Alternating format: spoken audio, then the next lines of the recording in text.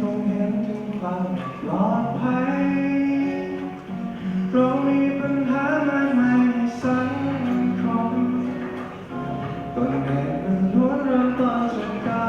รครอบครองอาชญากรรมที่ไหลลดลงมันคงเป็นผลของการรับใช้นานฉันจึงอยากเปลี่ยนแปลงทุกอย่างสิ่งที่ฉันมองผ่านและเคยวางใจจะไม่ยอมให้ความซื่อสัตย์ต้องถูกละเลยเหมือนที่เคยผ่านมาอยากจะเปลี่ยนความหวังให้ลูกของฉันให้ได้เติบโตอยู่ในสังคมสะอาดฉันจะทำทุกทาง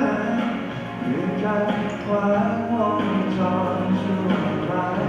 เราจะเปลี่ยนของหวังไว้ให้ลูกหลานอยากให้ลูกหลานช่วยอยู่กันต่อไปคอยไล่ปลดใสให้ลูกหลานคนไทยอยู่ในบ้านที่เราใจมันไม่พอ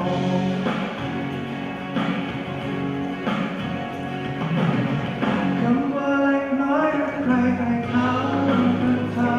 ำจนสิ่งเหล่านี้มันฝังรากลึกเป็นนาน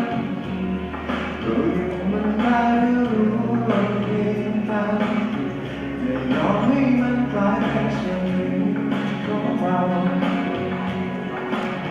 เพราะพวกเราต้องทำทุกอย่างจากที่แค่มองผ่านฉันไม่ยอมเฉยควรเป็นใส่ใจความซื่อสัตย์มากกว่าที่ใครฉันและเธอ